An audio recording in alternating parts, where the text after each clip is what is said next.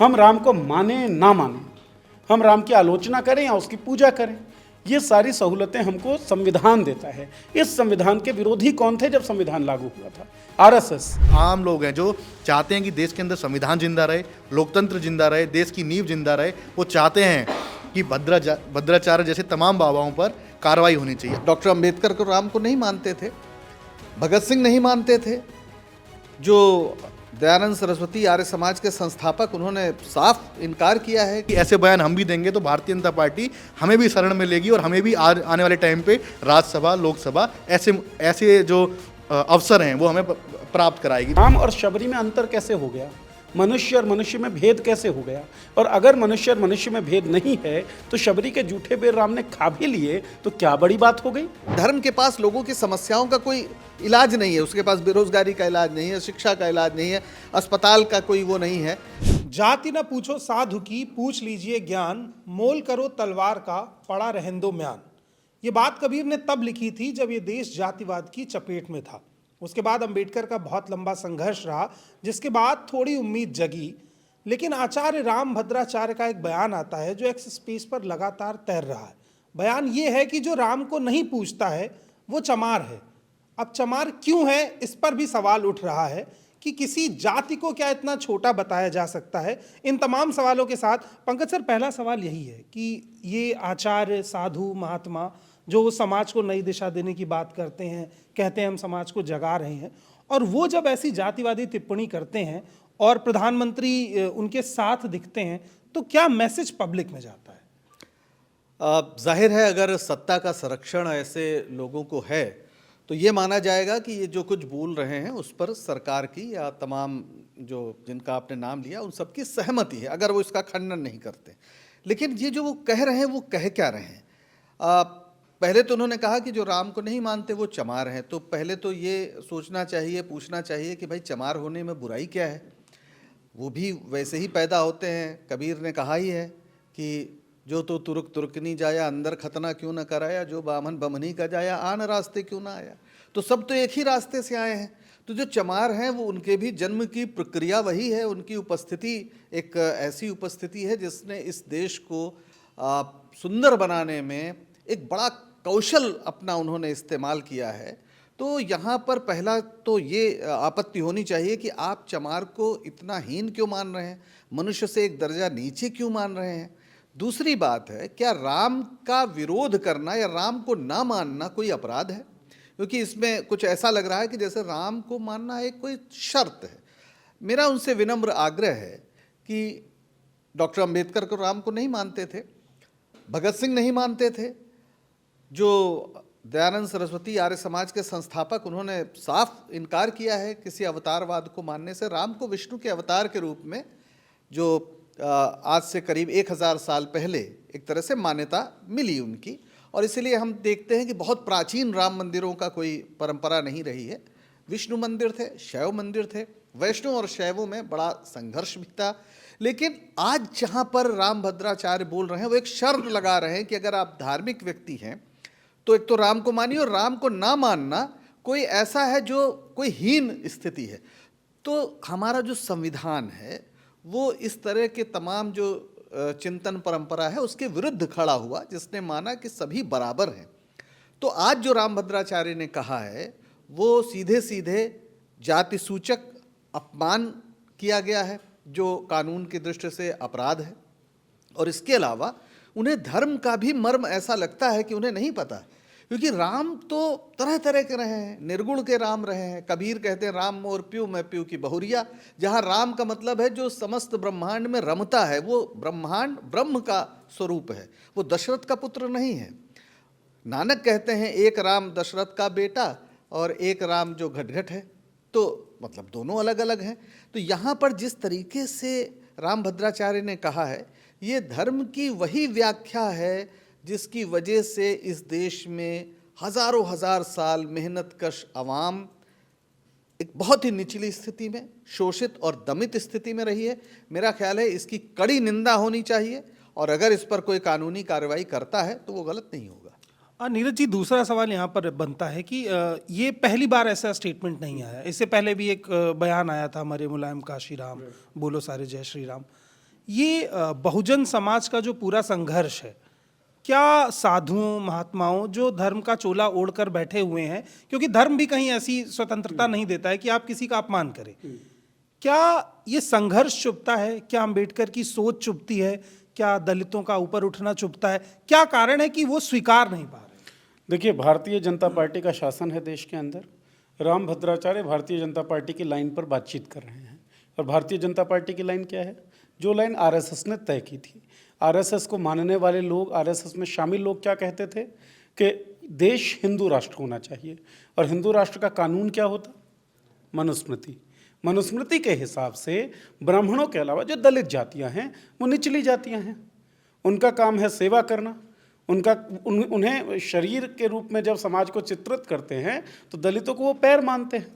ये सोच रही है आरएसएस की। इसी लाइन पर भारतीय जनता पार्टी पूरी राजनीति करती है, और इसी लाइन पर राम भद्राचार्य का ये बयान आया है। अंबेडकर की जो 22 प्रतिज्ञाएं हैं उसमें वो जिक्र करते हैं कि अवतारवाद का विरोध होना चाहिए, और मैं पूजा नहीं करता हूँ।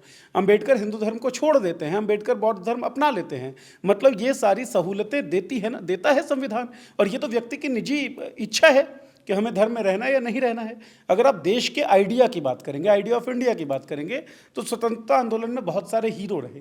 एक हीरो हुए शहीद आजम भगत सिंह, जिनका ये मानना है कि धर्म जो है वो मनुष्य की कमजोरियों और मनुष्य की शिक्षाओं की जो सीमितता है उसकी एक उपज है। महात्मा गांधी की बातचीत होती है। महात्मा गांधी क्या मंदिर में जाकर अपने धर्म निष्ठा का पालन करते थे? खुले मैदान में रहते थे। तमाम जो कम्युनिटीज़ हैं, तमाम जो जातियां हैं, तमाम जो धर्म है, वो वहाँ आते थे, और रघुपति राघव राजा राम पतित पावन सीताराम का पाठ होता था। तो धर्म तो ये है। धर्म हमको वो सहूलियत देता है कि इस देश में शपथ लेते हुए कई सांसद ईश्वर की शपथ नहीं लेते, प्रकृति की शपथ लेते हैं। कई सांसद शपथ ही नहीं लेते। कई सांसद अपने माता की शपथ लेते हैं, अपने पिता की शपथ लेते हैं। तो हमारे देश में जो संविधान है वो हमको तमाम तरह की सहूलियतें देता है। हम राम को माने ना माने, हम राम की आलोचना करें या उसकी पूजा करें, ये सारी सहूलतें हमको संविधान देता है। इस संविधान के विरोधी कौन थे जब संविधान लागू हुआ था? आरएसएस की उस लाइन पे राजनीति भारतीय जनता पार्टी कर रही है, और उसी लाइन पे ये राम भद्राचार्य जैसे धर्म गुरु बातचीत कर रहे हैं। तो संविधान विरोधी जो तत्व हैं वो संविधान जो अधिकार हमको देता है उन अधिकार के खात्मे का प्रयास कर रहे हैं, और ये सब खात्मा उसी चीज़ का हो रहा है। तो ऑब्वियसली जो आपने बातचीत की है ये अंबेडकर के विरोधी हैं, क्योंकि ये संविधान के विरोधी हैं, ये महात्मा गांधी के सिद्धांतों के विरोधी हैं, ये शहीद आजम भगत सिंह के सिद्धांतों के विरोधी हैं। बेशक प्रतीकात्मक रूप से वोट पाने के लिए केवल, चाहे ये अंबेडकर के मूर्ति के आगे शीश झुका लें, चाहे गांधी की मूर्ति के आगे शीश झुका लें, असली बात यह है कि ये राम भद्राचार्य जैसे तमाम लोग आइडिया ऑफ इंडिया को ना जानते हैं ना उसमें यकीन करते हैं। संदीप, एक सवाल और बनता है। सवाल ये भी बनता है कि पूरा बहुजन आंदोलन का एक संघर्ष रहा, उससे एक पार्टी बनी, लंबे समय तक सत्ता में रही। अब ऐसे बयान सोशल मीडिया पर हैं, लेकिन उस पार्टी की तरफ से ना कोई बयान आ रहा है, ना कोई शुरुआत हो रही है। इसको किस तरह से देखते हैं कि ये पूरे संघर्ष का राजनीति के तौर पर कोई सवाल नहीं खड़ा किया जाता है, इसलिए शायद इन साधु महात्माओं को और बल मिलता है? देखिए, पूरे देश के अंदर एक जो हुआ बनाया जाता है कि जो देश की सौंड पॉलिटिक्स है वो तय करती है कि कौन जीतेगा कौन हारेगा, या जो राजनीतिक आंकड़े हैं वो लोग तय करते हैं। तो ये एक हुआ बनाया गया पूरे, जैसे कि जब 2017 में मायावती सत्ता में हुई आई, तब कि स्वर्ण समाज का बहुत बड़ा तबका उनके साथ जुड़ा। स्वर्ण समाज क्या है, क्रेडिट लेने के लिए मतलब पहुंचा, क्रेडिट उनको एक माहौल बना के दिया गया कि हाँ स्वर्ण समाज ने मायावती को सत्ता में लाके के खड़ा कर दिया, हाथी नहीं गणेश है, ब्रह्मा विष्णु महेश है। तो इस तरीके की पॉलिटिक्स, मतलब स्वर्ण समाज के ऊपर हमेशा ये चीज़ें उनको डाइवर्ट किया गया है पूरी पॉलिटिक्स को, कि हाँ स्वर्ण समाज का हाथ जब भी कोई सत्ता में आता है तो इनका हाथ हमेशा रहता है, लेकिन ऐसा है नहीं। अब आप कह रहे हैं कि वो बहुजन समाज पार्टी क्यों चुप है? जिस तरीके से अभी आने वाले कुछ समय में भारतीय जनता पार्टी के पक्ष में मायावती के खुद के बयान और ट्वीट देखे गए हैं, उस पर आप उसी लाइन पर आप देख सकते हैं कि इसलिए वो खामोशी इस वजह से भी हो सकती है। मेन मुख्य कारण ये है। और आप कहते हैं भद्राचार्य जो है, इन सबसे पहले तो इनके ऊपर कानूनी कार्रवाई होनी चाहिए। पूरा दलित समाज के अंदर रोष है, और जो आम लोग हैं जो चाहते हैं कि देश के अंदर संविधान जिंदा रहे, लोकतंत्र जिंदा रहे, देश की नींव जिंदा रहे, वो चाहते हैं कि भद्राचार्य जैसे तमाम बाबाओं पर कार्रवाई होनी चाहिए। अब मैं इसकी एक पूरी कड़ी बताता हूँ। अब कहते हैं कि प्रधानमंत्री मोदी और पूरी भारतीय जनता पार्टी के राज में इन बाबाओं को शरण मिली या आगे बढ़ा दिया। शरण नहीं मिली, इनके हौसले बुलंद कहाँ हुए? बाबाओं की बात करें तो मुख्यमंत्री योगी आदित्यनाथ भी एक बाबा योगी आदित्यनाथ बाबा बाबा कहते हैं, बाबा भी थे, जब वो मुसलमानों के खिलाफ बयान देते हैं, वो कब्र वाला बयान सबको याद होगा, वो कहते हैं उन पर कोई कार्रवाई नहीं होती। योगी आदित्यनाथ बाबा भी बिल्कुल मतलब खुले में घूमते हैं और बिल्कुल शांत, और मुख्यमंत्री बनाए जाते हैं। तो इन बाबाओं के हौसले वहाँ से बुलंद होते हैं कि ऐसे बयान हम भी देंगे तो भारतीय जनता पार्टी हमें भी शरण में लेगी और हमें भी आने वाले टाइम पे राज्यसभा, लोकसभा ऐसे जो अवसर हैं वो हमें प्राप्त कराएगी। तो इन बाबाओं के हौसले प्रधानमंत्री नरेंद्र मोदी के नेतृत्व में इसलिए बुलंद हैं कि नफरत भरी राजनीति को प्रमोट करने का कार्य अगर कोई देश के अंदर कर रहा है तो वो प्रधानमंत्री खुद और उनके तमाम मंत्री देश के अंदर कर रहे हैं। ये तो एक आरोप हो गया, लेकिन अगर इससे इतर एक और बात करें कि राजनीति में धर्म की पैठ कितनी है, राजनीति पे धर्म कितना हावी है, अगर उस फ्रेम से देखते हैं तो कोई भी बड़ा नेता हो, चाहे वो पक्ष का हो विपक्ष का हो, ये तमाम बाबा जिनका उदय 10-15 साल के भीतर हुआ, चाहे वो आप आसाराम बापू की बात कर लें, राम रहीम की बात कर लें, अभी के कॉन्टेक्स्ट में बात कर लें जो एक नए बाबा है जो पर्चा लिखते हैं, इन सभी बाबाओं को राजनीतिक संरक्षण मिलना या राजनीति इनसे संरक्षण ले रही है, इसको किस फ्रेम में देखते हैं सर? देखिए, धर्म और राजनीति का जो संबंध है वो बहुत पुराना है। जब भी राज सत्ता का उदय जब भी हुआ, उसने पहला काम किया कि लोगों पर शासन हमें करना है, तो इसका आधार क्या था? तो जो पुरोहित वर्ग था उसने ये बताया कि जो राजा है वो दरअसल ईश्वर की छाया है धरती पर, है ना, जिसको, और वो सभी धर्मों में, केवल एक धर्म में नहीं। तो जो पुरोहित वर्ग है वो उनको तिलक लगाता है कि भाई ये ईश्वर के अवतार हैं, आप इनके खिलाफ विद्रोह न करिए, इनकी बात मानिए। तो लोगों का जो आध्यात्मिक जगत है, क्योंकि लोग डरते हैं, डरते किस बात है? मृत्यु से डरते हैं। जब से मनुष्य का जन्म हुआ है वो एक ही चीज़ से परेशान है कि उसे मरना है। इसी चिंता की वजह से तमाम दर्शन और धर्म इन सब का उदय हुआ, क्योंकि उसे लगता है आए कहाँ से हम। तो भाई पहले ये तय हुआ कि प्रकृति को देखा उसने, सूर्य की पूजा करने लगा, बारिश की पूजा करने लगा, जो हमारे आदिकालीन देवता हैं वो सब आज नहीं है। बाद में जब स्थिर हुआ समाज तो दूसरे किस्म के देवता है। लेकिन धर्म और राज सत्ता का संबंध यही था। हर राजा जितने भी कुकर्म करता था वो कहता था कि धर्म की रक्षा के लिए हम कर रहे हैं, और जो धार्मिक लोग थे उन्हें राजाओं का संरक्षण था। तो ये जो एक दूसरे पर संबंध थे, इन संबंध की वजह से समाज में कोई बगावत नहीं होती थी।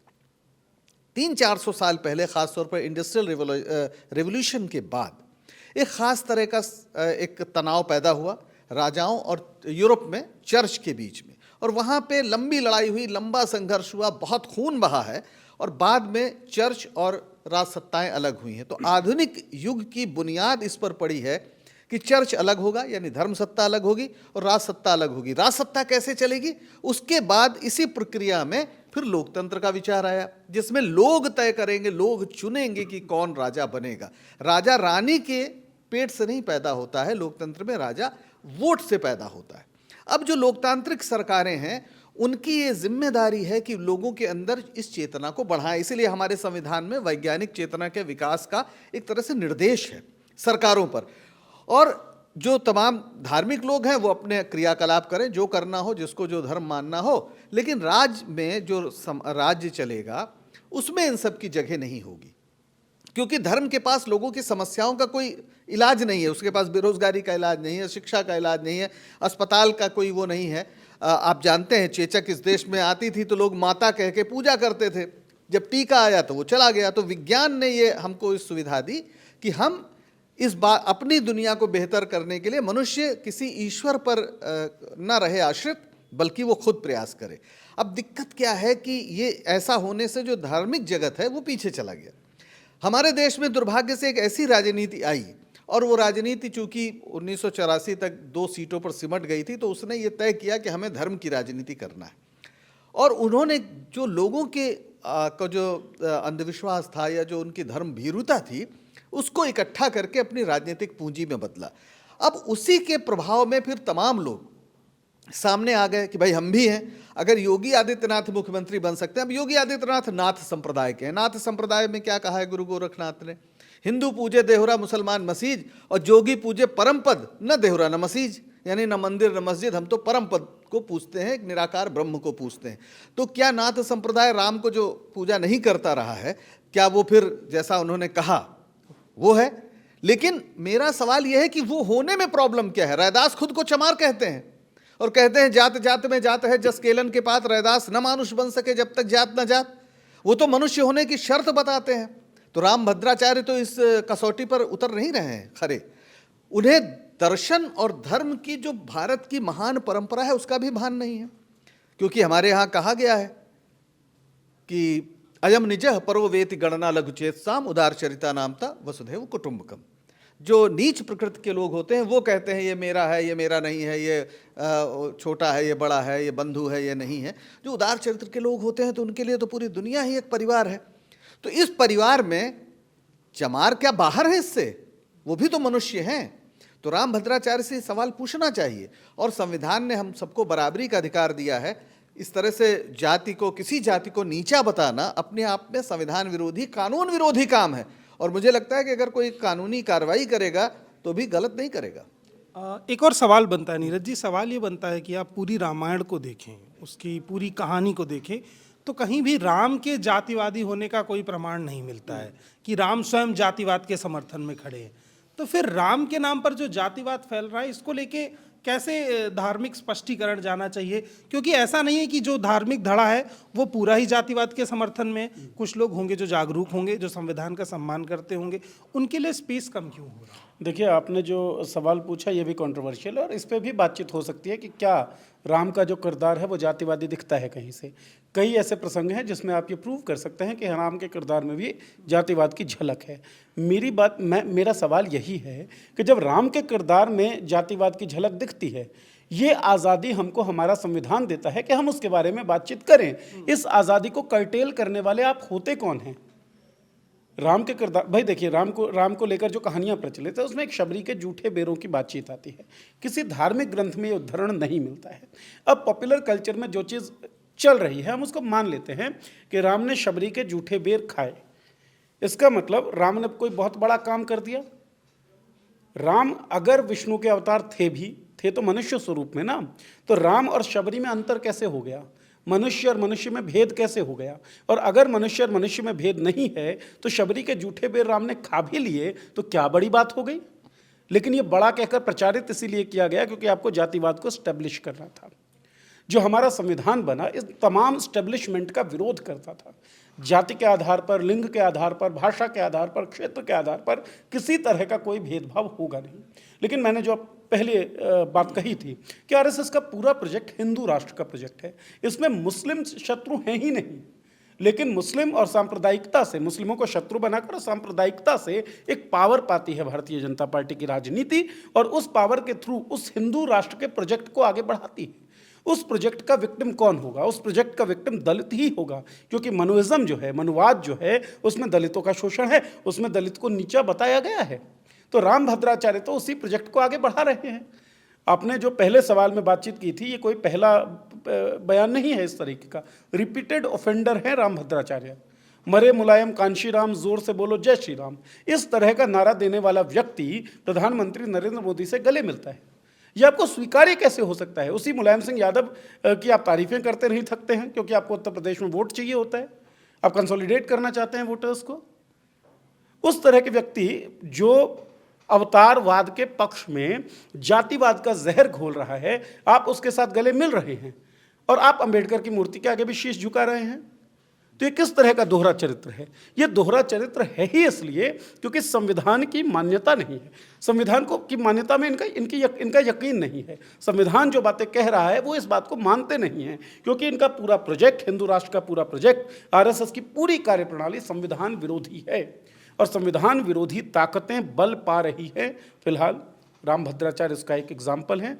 बल इसलिए पा रही हैं क्योंकि संविधान विरोधी ताकतों से प्रेरणा पाने वाली पार्टी भारत की सत्ता के केंद्र में स्थापित है। साधारण सी बात है जो हम सबको समझनी चाहिए। तो कहीं ना कहीं ऐसे बयान देश के भीतर जो जातिवादी माहौल है उसको तो बढ़ावा देते ही हैं, साथ ही साथ उन लोगों की मनोभावना और उनके मनोबल को भी कमज़ोर करते हैं जो अंबेडकर के सहारे एक बार फिर से उठ के खड़े होने और बराबरी से चलने के विचार को मन में पैदा कर रही थी। फिलहाल आज आपने हमारी इस न्यूज़ रूम चर्चा को देखा। आपको ये चर्चा कैसी लगी ये हमें कमेंट बॉक्स में ज़रूर बताइए। साथ ही साथ आगे की अपडेट्स को जानने के लिए हमारे साथ बने रहिए। धन्यवाद।